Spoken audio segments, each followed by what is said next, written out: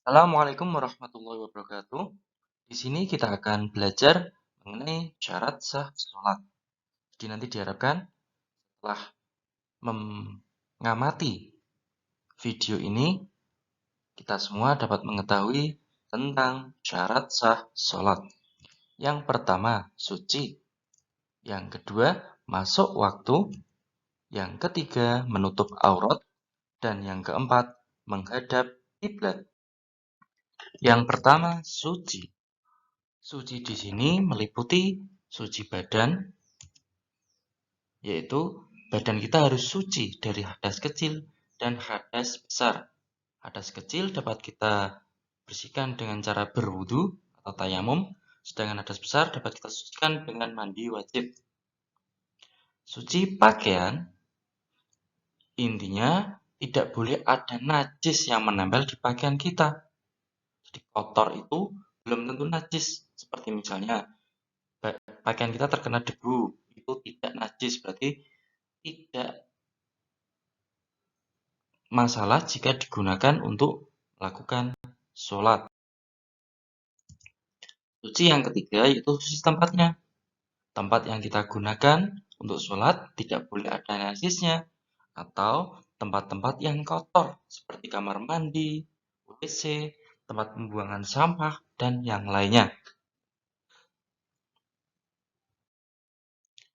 Masuk waktu sholat. Waktu sholat subuh di sini dimulai dari terbitnya fajar shodiq sampai terbitnya matahari. Jadi sudah ada batasan tersendiri. Untuk sholat duhur dimulai dari matahari tepat di atas kita sampai bayangan sama dengan benda. Tepat di atas kita berarti bayangan kita berada tepat di bawah kita. Dan sampai bayangan sama dengan benda. Jadi kalau benda itu tingginya 1 meter, maka bayangannya juga 1 meter. Ini menandakan masuknya waktu asar. Waktu asar dimulai dari bayangan sama dengan benda sampai matahari terbenam. Waktu maghrib dimulai dari matahari terbenam sampai hilangnya mega merah. Jadi kalau kita setelah maghrib kita melihat ke arah barat, kalau mega merah masih ada, berarti waktu sholat maghrib masih dapat kita lakukan. Tapi kalau mega merahnya sudah hilang, berarti waktu sholat maghrib sudah habis. Waktu sholat isya dimulai dari hilangnya mega merah sampai sebelum fajar shodiq. Fajar shodiq ini merupakan penanda waktu sholat subuh. Jadi sholat isya ini waktunya paling lama. Meskipun kita ketiduran, terus bangun tengah malam, masih diperbolehkan untuk melakukan sholat isya. Syarat sah yang ketiga, menutup aurat. Aurat laki-laki di sini dimulai dari pusar sampai lutut. Meskipun dimulai dari pusar sampai lutut, tetapi sebaiknya kita menggunakan pakaian dari atas sampai bawah. Jangan hanya menggunakan sarung. Yang penting pusar dan lututnya tertutup, tidak seperti itu. Ya. Sebaiknya kalau memiliki pakaian yang bagus, ya kita gunakan baju, koko, peci, dan sarung atau celana. Untuk aurat perempuan, seluruh tubuh kecuali muka dan telapak tangan.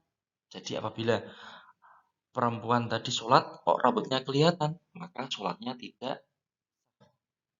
Apabila tadi perempuan tadi sholat kok tangannya terlihat, juga tidak sah.